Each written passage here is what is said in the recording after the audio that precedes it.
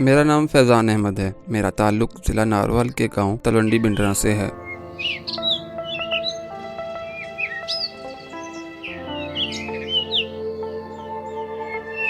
میرے والدین مجھے اچھی تعلیم دلانا چاہتے تھے تاکہ میں ایک بہتر زندگی گزارنے کے قابل ہو سکوں۔ ابتدائی تعلیم کے لیے انہوں نے مجھے گاؤں میں ایک اسکول میں داخل کروایا، جہاں سے میٹرک کرنے کے بعد میں نے اپنی انٹر کی تعلیم مکمل کی۔ مناسب رہنمائی نہ ہونے کے باعث تقریباً 2 سال تک تعلیم کو جاری نہ رکھ سکا اور ایک مٹھائی کی دکان پر کام کرتا رہا۔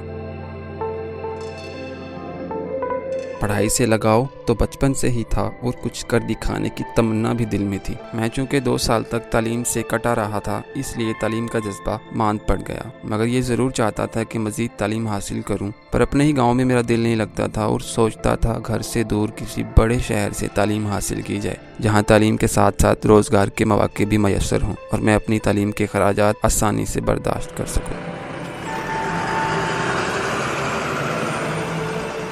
مجھے نیوز اینکر بننے کا شوق تھا۔ گھر پر ٹی وی دیکھتے ہوئے یہی سوچتا کہ ایک دن میں بھی اسی طرح سوٹ بوٹ پہنے خبریں پڑھوں گا اور میرے والدین خوش ہوں گے کہ ان کا بیٹا بڑا آدمی بن گیا۔ اسی جستجو میں ایک دن میرے والد نے مجھے اپنے ایک دوست سے ملوایا، جو کہ خود پڑھے لکھے تھے اور محکمہ ایجوکیشن میں آفیسر تھے۔ جب میں نے اپنے شوق کے بارے میں انہیں بتایا تو انہوں نے مجھے ماس کمیونیکیشن میں داخلہ لینے کا مشورہ دیا۔ میں ان کا مشورہ پلے سے باندھے اپنے والدین سے لاہور جیسے بڑے شہر کی کسی یونیورسٹی میں داخلہ دلانے کے لیے اصرار کرنے لگا، مگر وہ مجھے قانون کی تعلیم دلا کر وکیل بنانا چاہتے تھے اور مجھے گھر سے دور بھیجنا بھی ان کے لیے مشکل ہو رہا تھا۔ پھر آخر کار میری ضد کے آگے انہوں نے ہار مان لی اور مجھے لاہور بھیجنے کے لیے راضی ہو گئے۔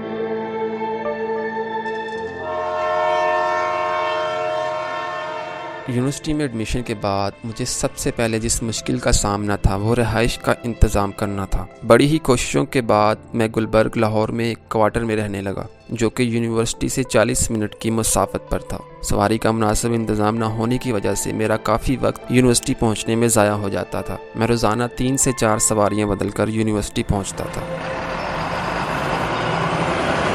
1-2 ماہ گلبرگ رہنے کے بعد میں نے یونیورسٹی کے قریب رہائش کا بندوبست کیا تاکہ روز کے اس طویل سفر سے چھٹکارا مل سکے، مگر شومِ قسمت جن لڑکوں کے ساتھ میں نے رہائش اختیار کی وہ غلط کاموں میں ملوث تھے۔ سگریٹ، چرس، شراب، جوا اور زناکاری ان کے لیے کوئی بڑی بات نہ تھی، اور میں جو آنکھوں میں خواب سجائے لاہور آیا تھا، ایسی صحبت کے اثرات سے بے خبر وہیں رہائش پذیر رہا۔ وہاں پر میں زیادہ تر اکیلا، گمسم اور الگ تھلگ رہتا تھا، مگر کبھی کبھار اتفاقاً شام کو سیر یا کھانا کھانے کی غرض سے میں ان کے ساتھ باہر جاتا تو سب کو سگریٹ پیتے دیکھ کر تجسس بھری نگاہوں سے دیکھتا، اور کبھی کبھار میں جس نے سگریٹ کو کبھی ہاتھ بھی نہیں لگایا تھا ان سے سگریٹ مانگ کر پینا شروع کر دیتا۔ پہلے تو وہ منع کرتے، مگر پھر وہ مجھے سگریٹ پینے پر سراہنے لگے۔ وہ مجھے ہر اس کام کی دعوت دیتے جو وہ کرتے، مگر اب بھی مجھ میں کچھ شرافت باقی تھی اور میں منع کر دیتا۔ ان لوگوں کے درمیان رہتے ہوئے بھی میں ان میں گھل مل نہ سکا اور مجھے اجنبیت کا شدید احساس ہونے لگا۔ یہ اجنبیت مجھے ڈپریشن کی طرف لے گئی اور میں زیادہ تر ڈپریس رہنے لگا۔ میری اس حالت کا اثر براہ راست میری تعلیم پر پڑا۔